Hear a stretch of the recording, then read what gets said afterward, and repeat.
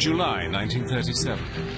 High above the west coast of the United States, a strange foreign aircraft appears in the sky. For the first time, American airspace has been penetrated by a plane flying non-stop from communist Russia. This is the story of how Soviet designers of the World War II era worked in secret to create amazing planes that were ahead of the rest of the world. Flying submarines, flying tanks, ramjet fighters, and invisible aircraft.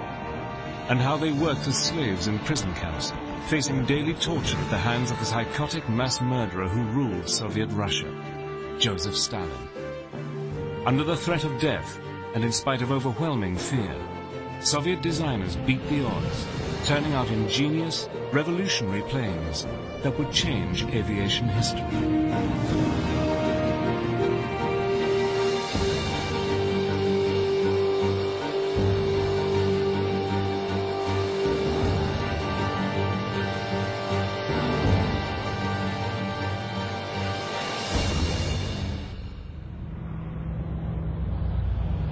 In 1937, a Russian plane flies non-stop from Moscow over the North Pole to Pearson Field, Washington State, a distance of 7,000 miles.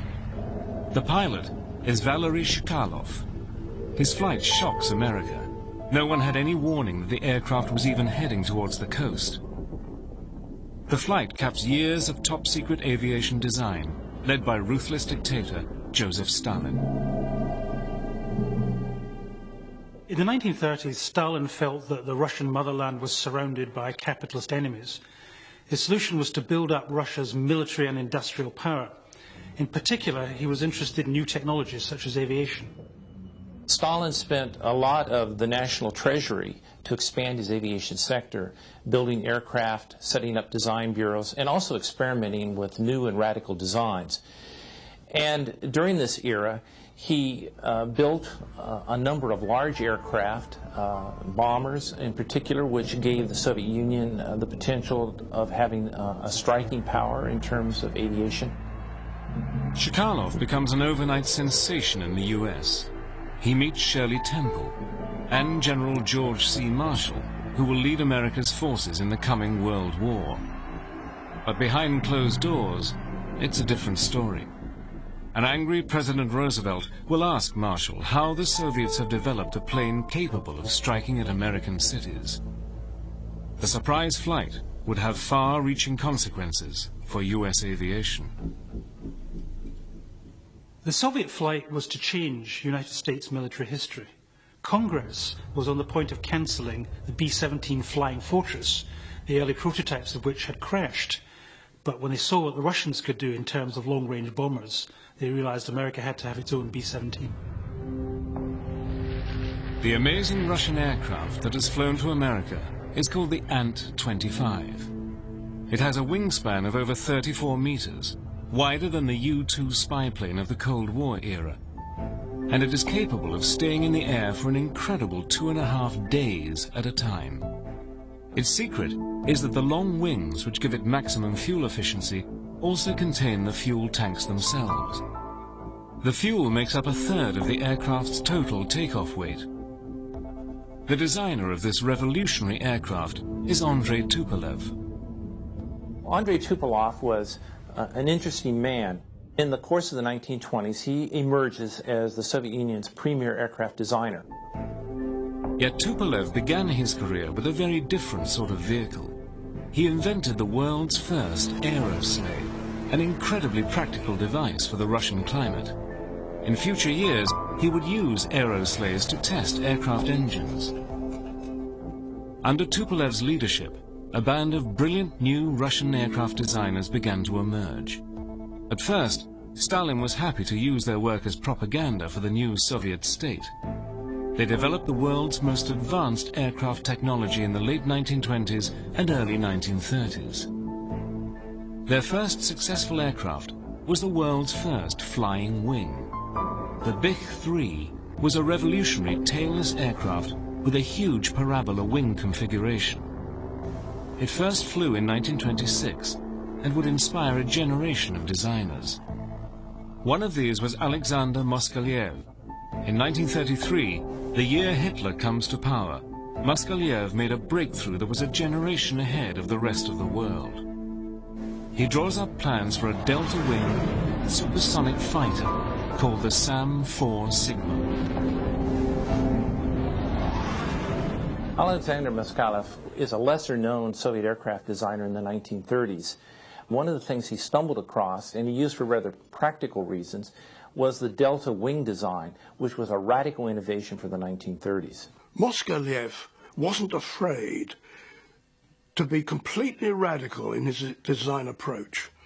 And he had an idea that if you could do away with the regular tailplane, that's the horizontal stabilizer in the United States, you would have a better aeroplane because it would weigh less, it would have less drag.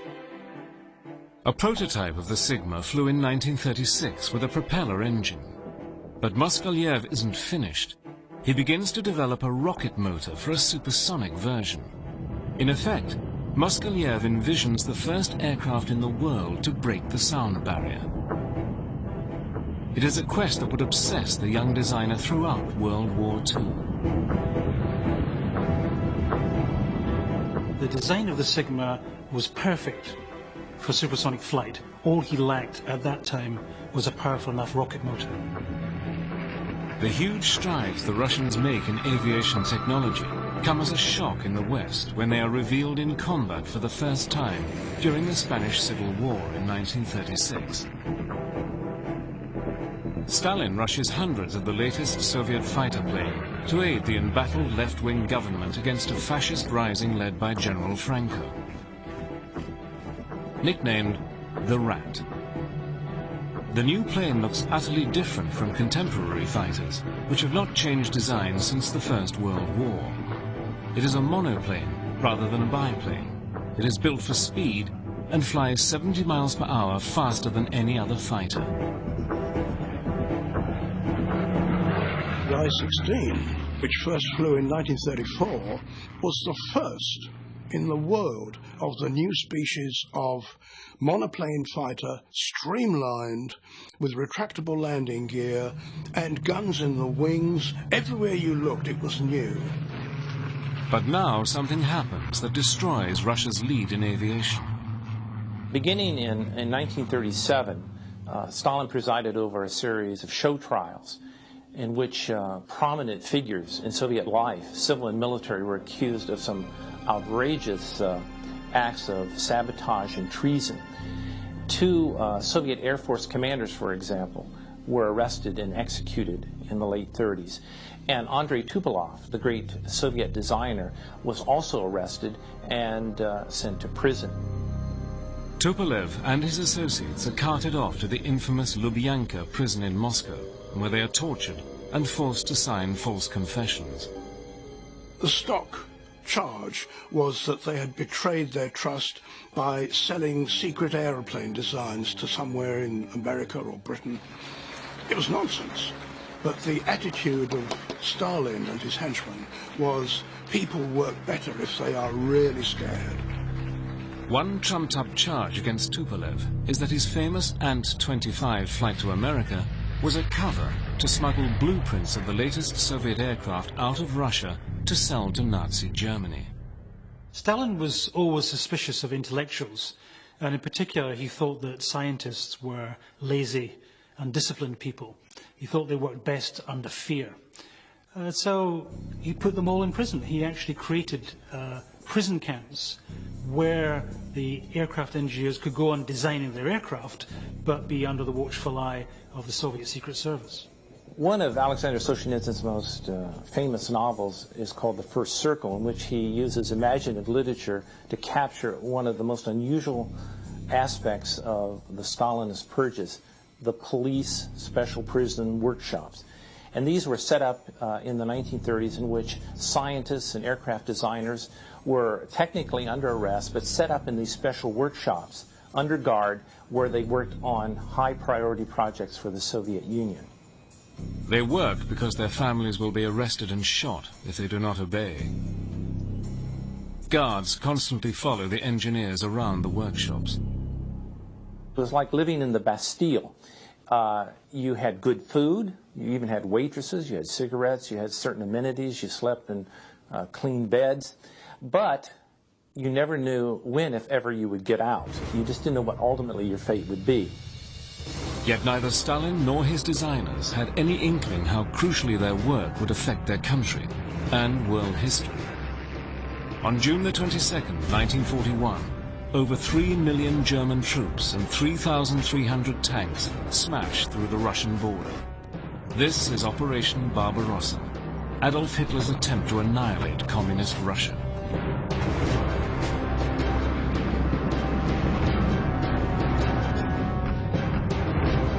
The first target of Operation Barbarossa was the Soviet Air Force.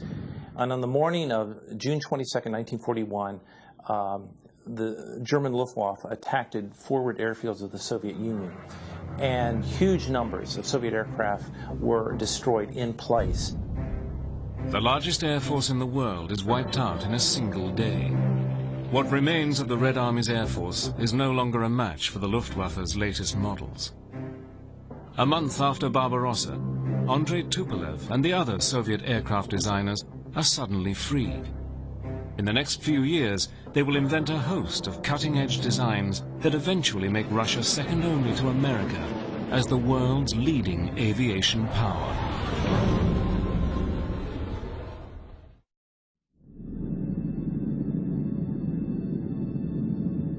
In the summer of 1941, the Nazi Luftwaffe owns the skies above Soviet Russia. The Russians must buy time to evacuate the Soviet war machine to safety deep in the Ural Mountains. The Soviets need a fast, simple fighter plane that can be built easily in huge numbers. In July 1941, barely a month after the Nazi invasion, the Soviet Aircraft Ministry issues a requirement for such a plane. A prototype must be ready in only 35 days. But this plane will be revolutionary for more than the speed of its development. It will be powered by a rocket engine. Russian interest in rockets goes back to 1903, when mathematician Konstantin Tsiolkovsky published the first scientific paper to suggest that liquid-fueled rockets might be the means to get into outer space. But following the Communist Revolution in 1917, all public news of Soviet rocket experiments was censored. Now hidden from the world, the Soviets set up a special organization to conduct research into military rocket propulsion. It was called the RNII, short for the Russian words for Rocket Scientific Research Institute. This institute was set up in 1933 and reflected in many ways the long and abiding interest Russians had in space travel and in rocketry. And it would draw a number of important figures, not the least of which was Sergei Korolev, who would later head up the Soviet space program. In the 1930s, Korolev was the RNII's leading engineer, working on gyro-stabilized rockets, air-to-air missiles, and even rocket-powered aircraft. The Nazis had repeated failures with their own rockets. As a result, German military intelligence dismissed reports of Soviet success with rocket flight as pure fantasy. Unknown to the rest of the world, until after World War II, the Soviet Union was the world leader in rocketry and certainly in aspirations for spaceflight. And Sergei Korolev was one of the leading lights in rocket engines. Sergei Korolev is an interesting figure. Ukrainian by background, went to the Kiev Polytechnical School, and then came to Moscow in the 1930s, became interested in aviation, tinkered around with gliders and aviation designs, but his real passion was rocketry, and he was very much interested in developing rocket-powered aircraft. In 1936, Korolev began work on the RP-218, a rocket-powered research aircraft designed to fly to the edge of space. The crew would be encased in a specially sealed and pressurized cockpit, and the plane would be launched from the underside of a bomber. It was an idea that wouldn't hit America for another 20 years. Early versions of the X-15 copy the mission profile plan for Korolev's RP-218, reaching an altitude of nearly 40 miles high. But before Korolev could get his plane off the ground, the curse of Stalin's paranoia strikes again. The designer is arrested on false treason charges. He is sent to the gold fields of Kolyma in the far northwest of Siberia. Known as the land of White Death, Kolyma is the coldest place on Earth, with temperatures plummeting to nearly 100 degrees below zero. Korolev was rescued by the intervention of Andrei Tupolev. Tupolev was still back in prison in Moscow, but he saw it as his task to rescue all of the young Soviet aircraft designers who had been scattered through the Gulag and bring them back to Moscow where they could work under reasonably benign conditions, though still in prison. Others were not so lucky. Many of the key research workers of the RNII Rocket Research Institute are executed. With their deaths, the visionary RP-218 is abandoned. But then, in 1941, with the Nazi invasion, Russia turns back to rocket power. She needs a fast, rocket-powered fighter aircraft to combat the marauding Luftwaffe. The trouble with a rocket is it gets through its fuel very quickly, so you're not going to stay up there very long. But it does open the way to unbeatable performance, which is just what you want if the enemy bombers are coming over at high altitude, and you want to go and take off quickly, climb up and shoot some of them down. A lot of Russian designers took this idea on board. The new plane is called the BI.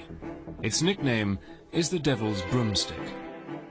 The BI is powered by a rocket motor generating 2,500 pounds of thrust, more powerful than the first generation of jet engines.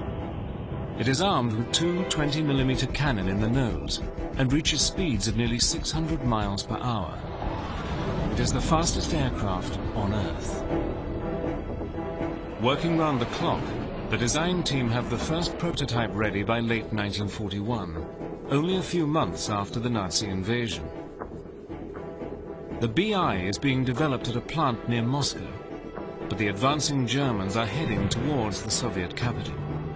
Work on the BI is halted in a desperate bid to move the aircraft and its workforce to the safety of Sverdlovsk, 850 miles east of Moscow. The disruption means the first BI fighter is only ready to fly under rocket power on May the 15th, 1942. The test pilot is Grigory Bakhchivandzhy, a Soviet fighter ace. The Devil's Broomstick shoots upwards at 500 miles per hour. The world's first rocket-propelled combat plane has flown.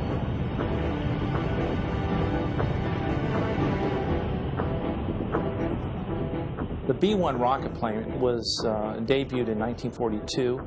It was a rocket-powered aircraft, plywood construction. It was designed to be an interceptor, to intercept German bombers. And a number of these were built and flown. Stalin immediately orders the BI into production. Meanwhile, in Germany, work has also begun on a rocket-powered fighter, the Messerschmitt Me-163 Comet.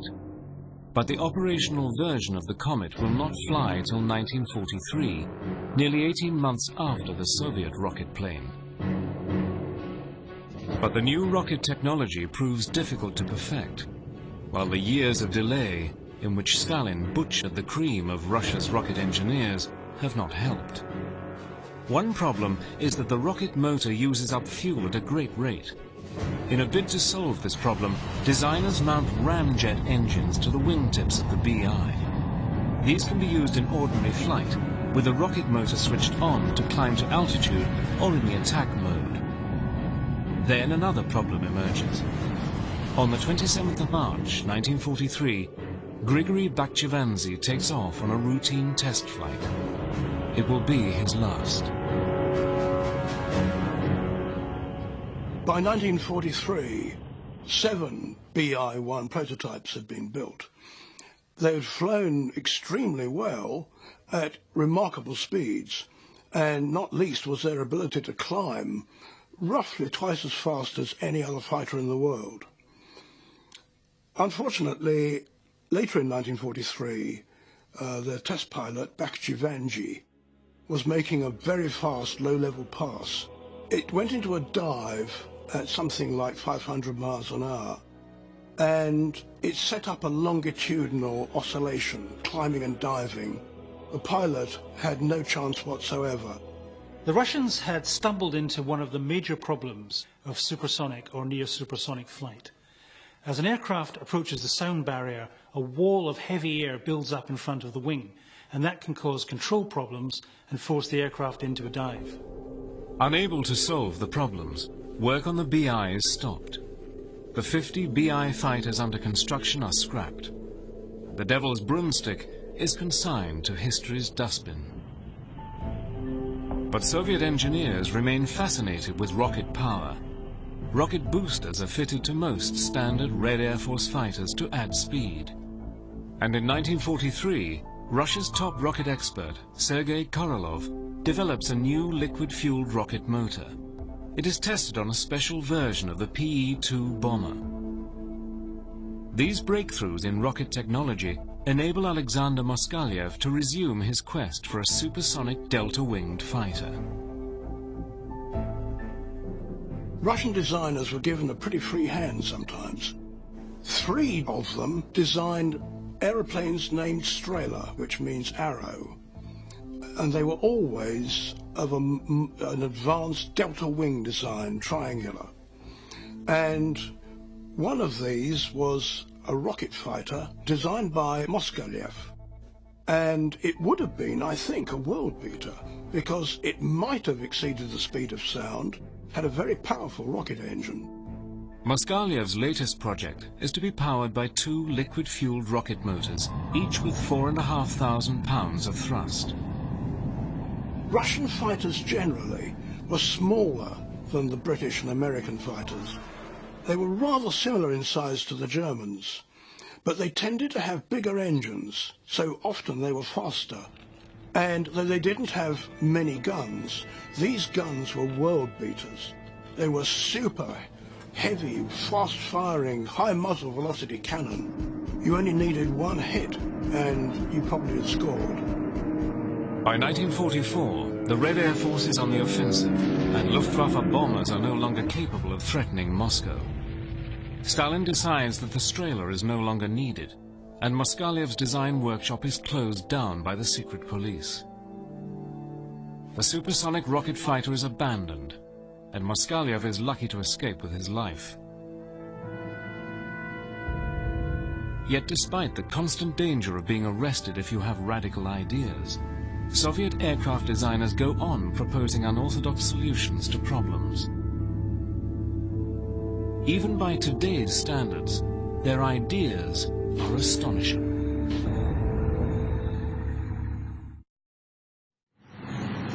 On the eve of World War II, Russian collective farm workers turn their eyes skyward. They think they can hear the sound of an approaching aircraft, but they can see nothing. Overhead is flying the world's first attempt at a stealthy aircraft. Well, the Soviet aircraft designers are always interested in imaginative, forward-looking, futuristic types of airplanes. In fact, in the 1930s, curiously, they even had some experiments on building an invisible airplane.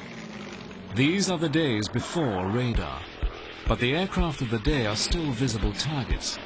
They fly slow enough to be spotted easily through binoculars, and they fly too low to escape the deadly attention of anti-aircraft artillery. One Soviet designer has an answer. He strips a Soviet Air Force plane of its outer covering of wood and replaces it with clear plastic. It was a 4-seat, single-engine, high-wing monoplane, a very ordinary aeroplane. He stripped out as much as he could of all the existing structure, and he covered it with a transparent fabric which he got from France called rhodoid, which was very much like cellophane. The aircraft is now largely transparent to the human eye. Of course, the engine and crew can still be seen, but at altitude, they're too small to pick out. There is only one problem. The problem was that the plastic he was using reacted to sunlight, and after a few weeks, the transparency was lost, and you could see the plane again. A true stealthy aircraft will have to wait another 50 years. Another problem Soviet aircraft engineers are grappling with is airborne warfare. The Red Army is the first to create a large parachute force. Paratroopers are lightly armed and defenseless against enemy tanks. There are early attempts to carry light tanks and artillery into battle, slung under heavy bombers, but the aircraft cannot transport heavy weapons. Another brilliant Soviet engineer has a radical solution to this problem. He is Oleg Antonov. Oleg Antonov emerged as one of the Soviet Union's most prominent aircraft designers in the 20th century. As a young man, he was interested in gliders. Later on, he presided over the design of a whole series of Soviet aircraft transports, heavy lift aircraft. Perhaps his most unusual project was a so-called flying tank, where they attached wings to literally a tank and used it as a flying machine.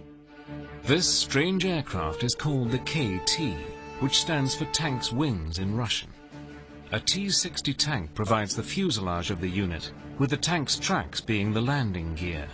A biplane wing made of wood and fabric is attached, together with a pair of tail booms for stability.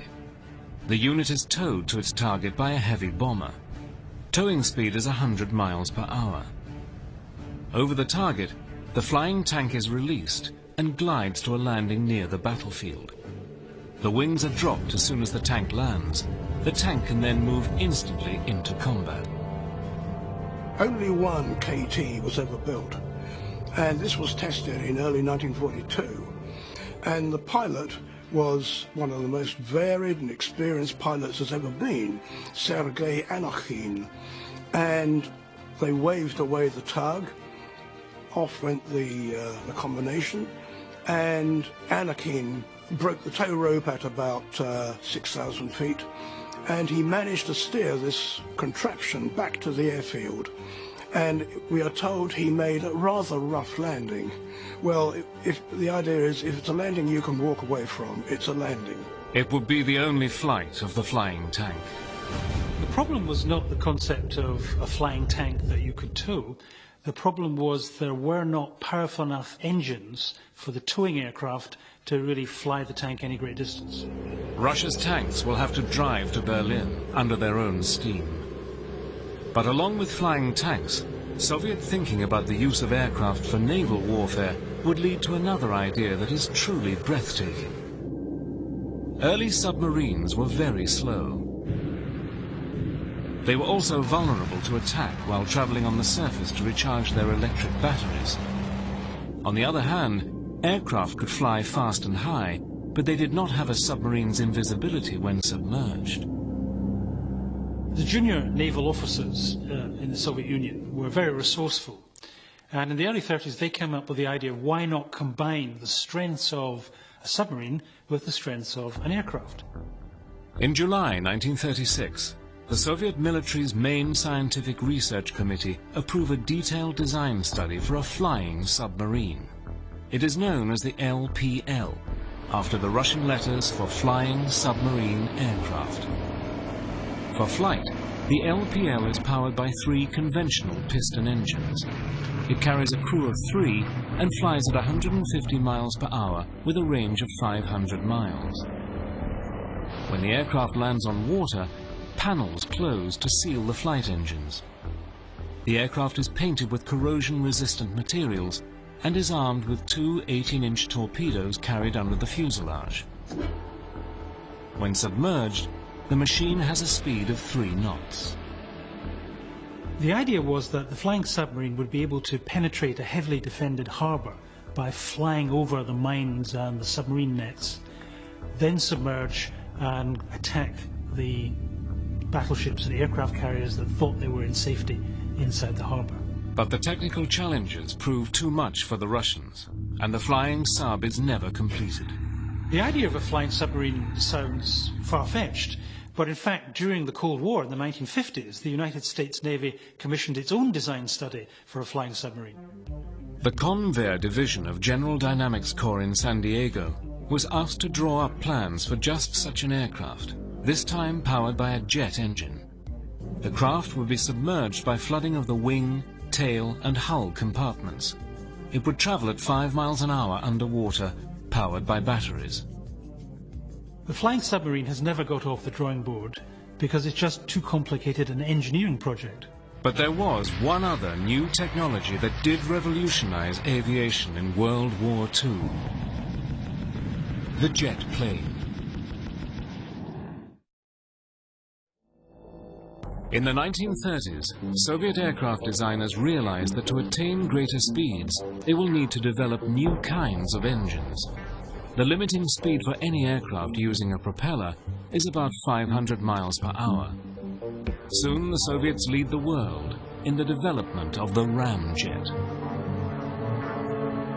Various designers had ideas for rockets and for weird things called ramjets. They're really just tubes, but with a careful profile. Big inlet, then it narrows to a high velocity section in the middle where you inject fuel, which burns, and expands through an enlarged tailpipe to give thrust. The basic idea couldn't be simpler. It's as simple as a rocket engine. A ramjet uses the forward speed of an aircraft in flight to squeeze air into a nozzle. This compressed air is rich in explosive oxygen. There was quite a bit to be said for putting ramjets under the wings or in the tail of a fighter to boost the speed. Hardly anybody ever did it except the Russians, and they did it in a big way.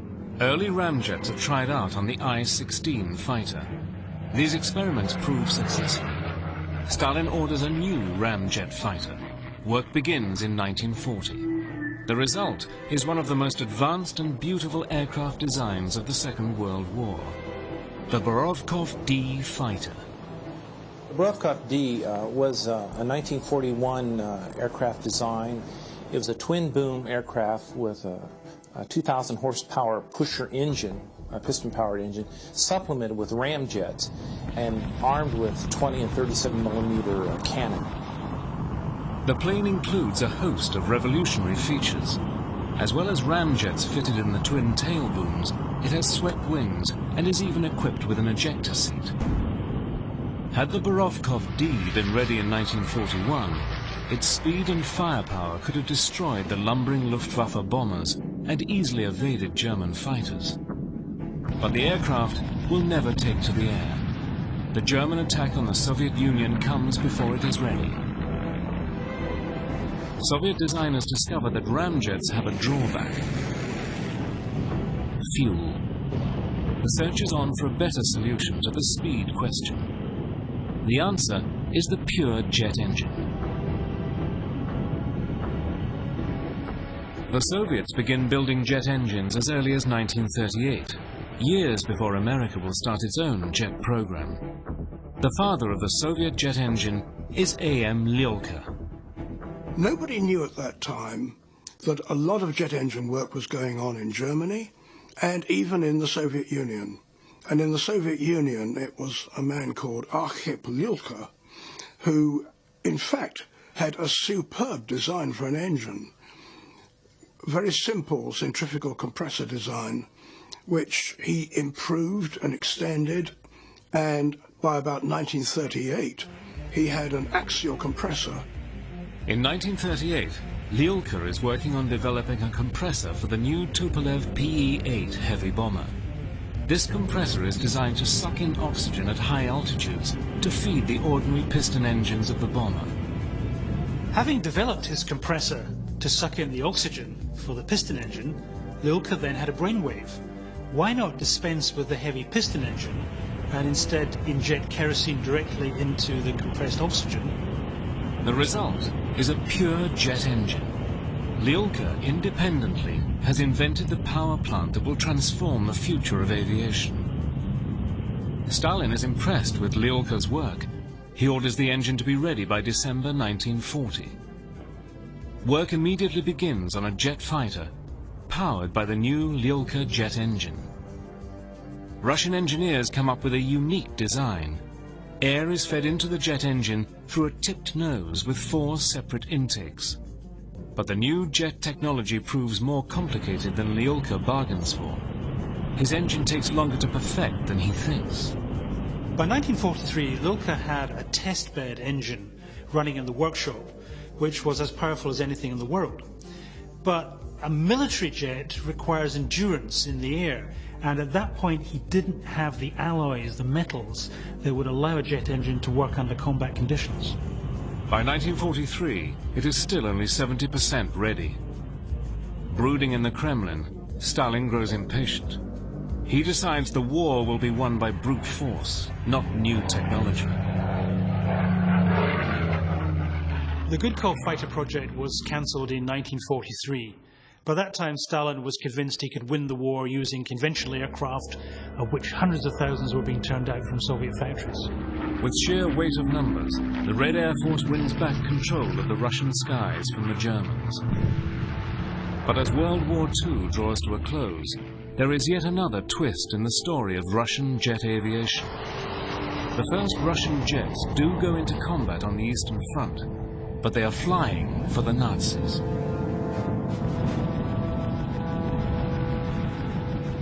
The first Russians to fly jets in combat were flying on the Nazi side.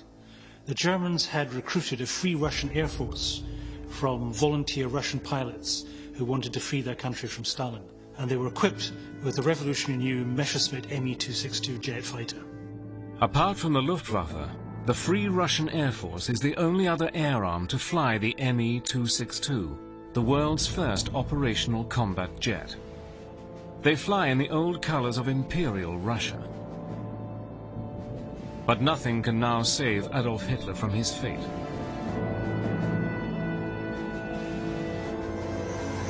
In early 1945, the Red Army smashes into German territory for the first time, and Tupolev heavy bombers pound Berlin.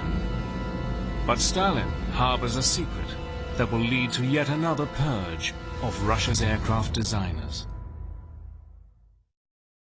Korea, 1950. US jet fighters in action, a World War II vintage Lockheed F-80 Shooting Stars. The Americans expect to clear the skies of communist planes, but they find themselves outclassed by a new Russian fighter that is faster and more nimble. The amazing MiG-15.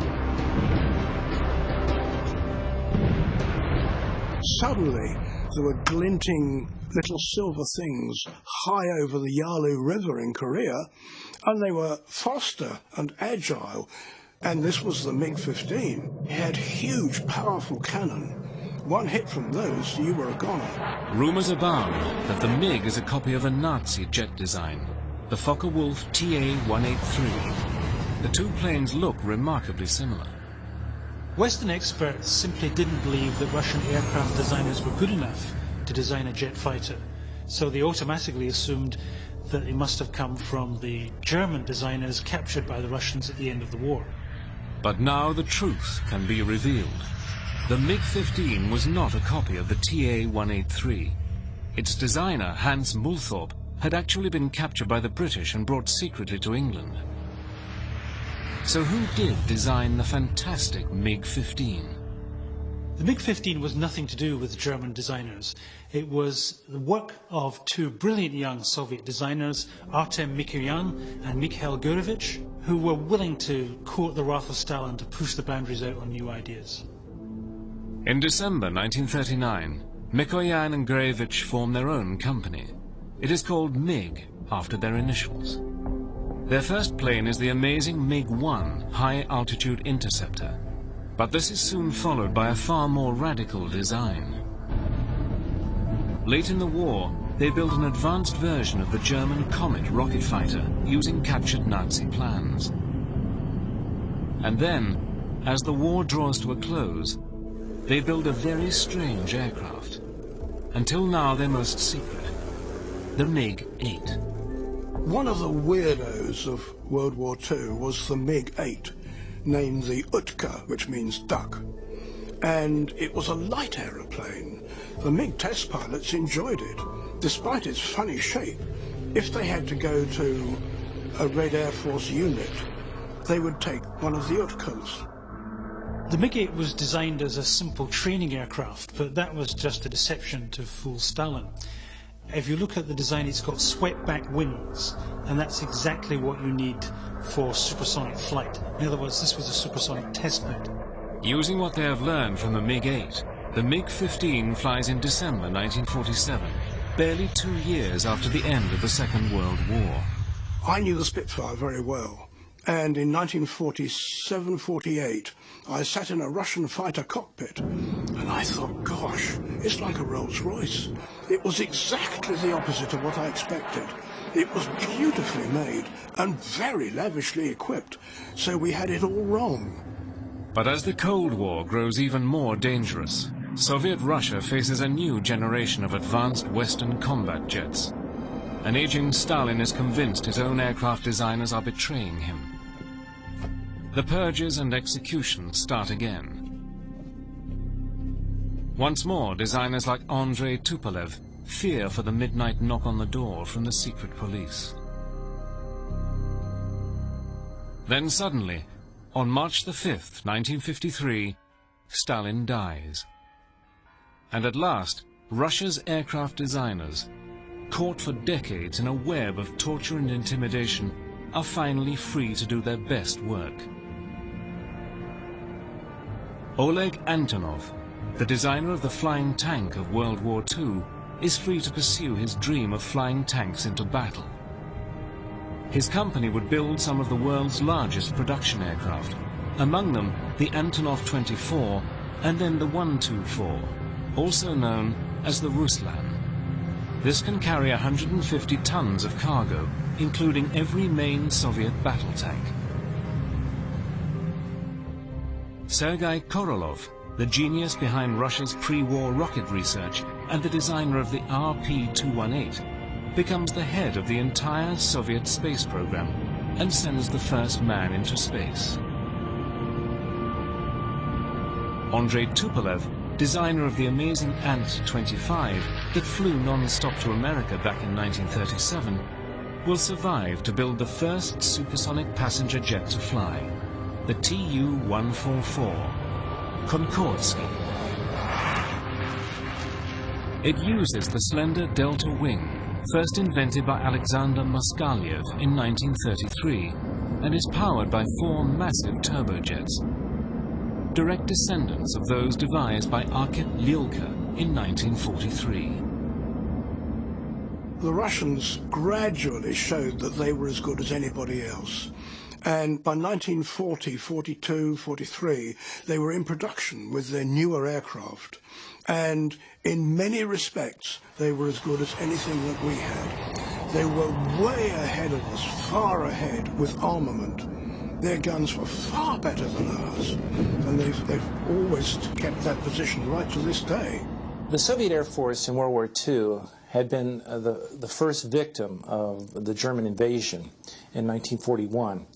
Yet out of the ashes of Operation Barbarossa, the Soviet Air Force would come back with new aircraft, new designs, and by the end of the war, the Soviet Air Force had emerged as a rather muscular and effective air arm of the Soviet military. So why did Stalin show this consuming hatred and fear of his aircraft designers? The truth turns out to be very simple. He was very fearful of flying. He only flew once, in fact, and that was in 1943 to the Tehran conference to meet Churchill and Roosevelt. During the flight, the aircraft hit an air pocket and bounced, and clearly Stalin was terrified. I think his fear of flying, his phobia, is very probably one of the things that influences this terrible way he treats the Soviet aircraft designers. Russia's aircraft engineers have always been among the world's most gifted. Under Joseph Stalin, their genius was perverted and then betrayed by a madman who was too frightened to fly. Yet the aviation contributions of Russia's aircraft designers would be one of the most enduring legacies of World War II.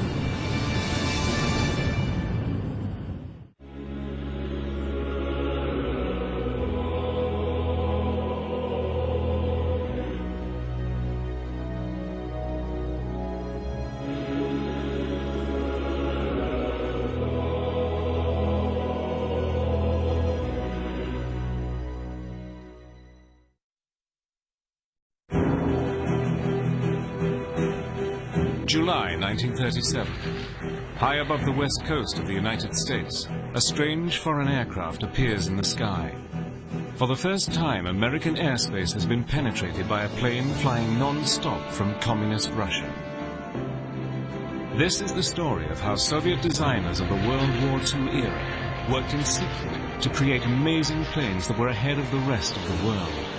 Flying submarines, flying tanks, ramjet fighters, and invisible aircraft.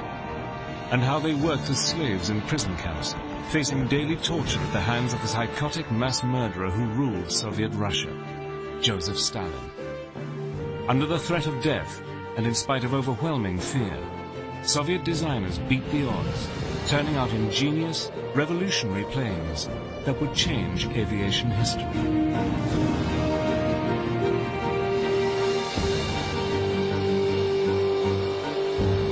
Also experimenting with new and radical designs. And during this era, he built a number of large aircraft, bombers in particular, which gave the Soviet Union the potential of having a striking power in terms of aviation. Chkalov becomes an overnight sensation in the US. He meets Shirley Temple and General George C. Marshall, who will lead America's forces in the coming World War. But behind closed doors, it's a different story. An angry President Roosevelt will ask Marshall how the Soviets have developed a plane capable of striking at American cities. The surprise flight would have far-reaching consequences for US aviation.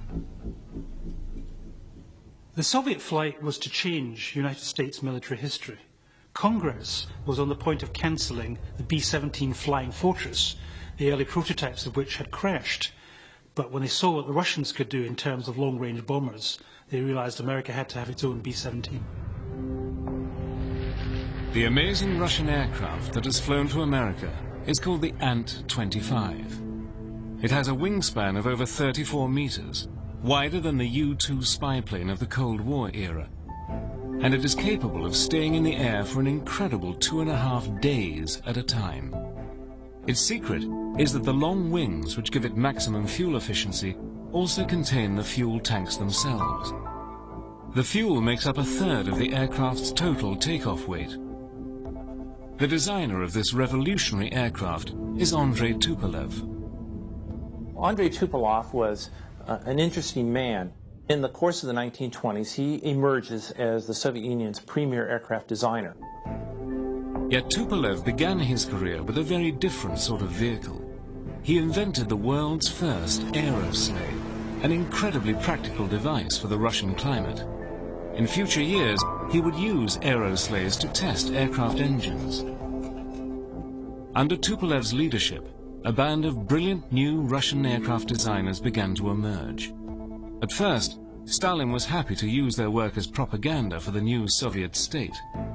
They developed the world's most advanced aircraft technology in the late 1920s and early 1930s. Their first successful aircraft was the world's first flying wing. The Bich-3 was a revolutionary tailless aircraft with a huge parabola wing configuration. It first flew in 1926 and would inspire a generation of designers. One of these was Alexander Moskalev. In 1933, the year Hitler comes to power, Moskalev made a breakthrough that was a generation ahead of the rest of the world. He draws up plans for a delta-wing supersonic fighter called the Sam-4 Sigma. Alexander Moskalev is a lesser-known Soviet aircraft.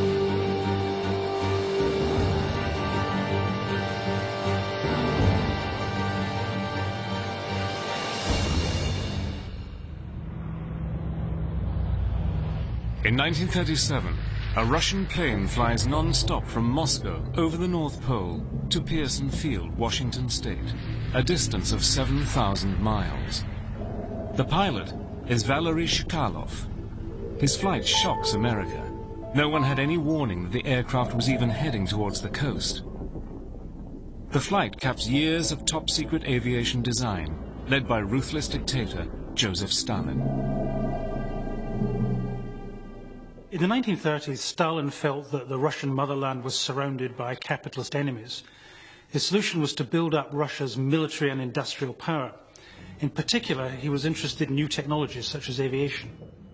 Stalin spent a lot of the national treasury to expand his aviation sector, building aircraft, setting up design bureaus, and